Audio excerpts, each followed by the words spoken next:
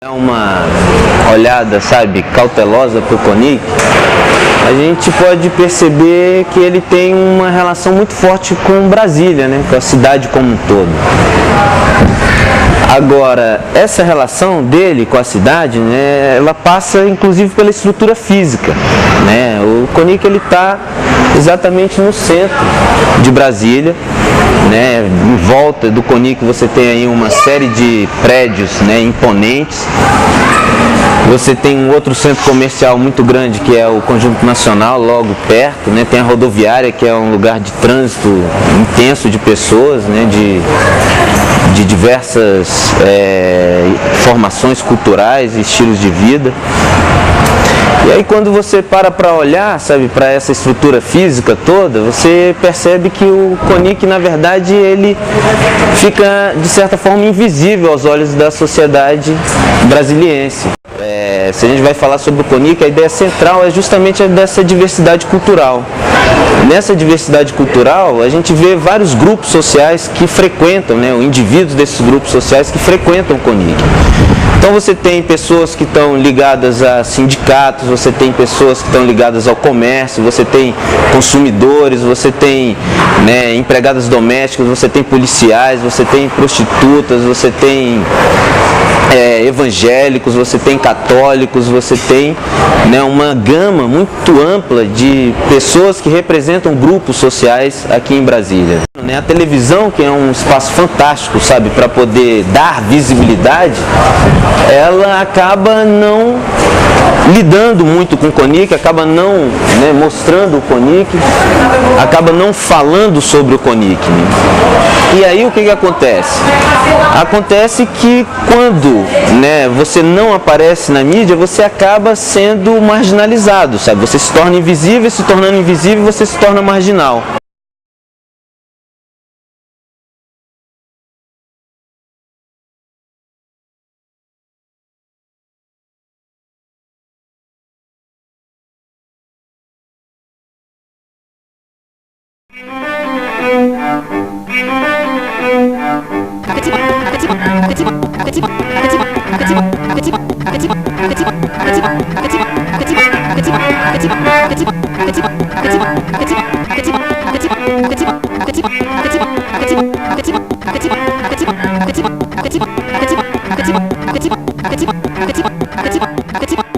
A regionalização, né, que é interessante. Eu queria lembrar um fato ocorrido lá pelo início do século XX. É um compositor brasileiro muito importante chamado Heitor Villa-Lobos, né? Naquela época a comunicação se dava de uma forma diferente. Ele, para conhecer a música do nosso país, o que ele teve que fazer? Passar um tempo se dedicando a viajar pelo país para conhecer a música do nosso país. E aqui nós estamos falando de pasteurização e a música não foge dessa pasteurização que a gente vê na TV e nos meios, né, de comunicação. Então eu acho, assim, minha opinião, que a regionalização é uma saída também para isso, né? Porque eu penso que às vezes hoje, apesar de todos os meios de comunicação, às vezes o que se passa na grande TV é pasteurizado. Então se um compositor, por exemplo, se o Villa-Lobos, se a época dele fosse hoje de novo, ele quisesse conhecer certas manifestações culturais de certas regiões distantes, então, às vezes essas coisas não estão na mídia, então talvez ele tivesse que fazer a mesma coisa, eu não sei, entendeu?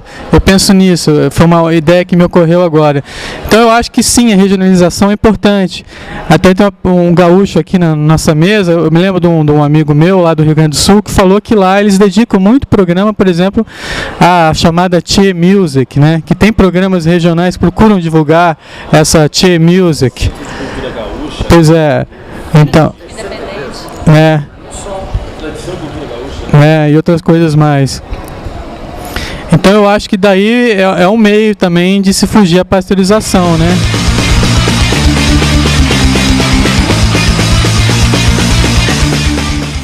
Eu trabalho no Conic há 23, 24 anos mais ou menos. O Conic seria o encontro de Brasília de todas as tribos, sem exceção nenhuma. Desde o bêbado, passando pelo evangélico, pelo skatista, pelo rapista, pelo heavy metal, pelo death, isso já é uma tradição que tem mais ou menos 20 anos e com o passar do tempo, com a própria diversidade da cidade, isso daí vem se acentuando aqui na região. Não, a televisão hoje com certeza é um espelho do que é o mercado e o espelho do que é aquilo que as pessoas compram, né? O mercado cultural, ele gira em outra esfera, completamente diferente. Quando você fala em cultura, você não consegue falar em valores. Você tem o que se chama cultura de massa, que é aquela que todos consomem indistintamente. Você tem a cultura comercial, aquilo que é conduzido, que é programado e que é comprado pelas pessoas. Para você comprar um produto, esse produto tem que ter uma cara e um formato. E você acaba interferindo no produto.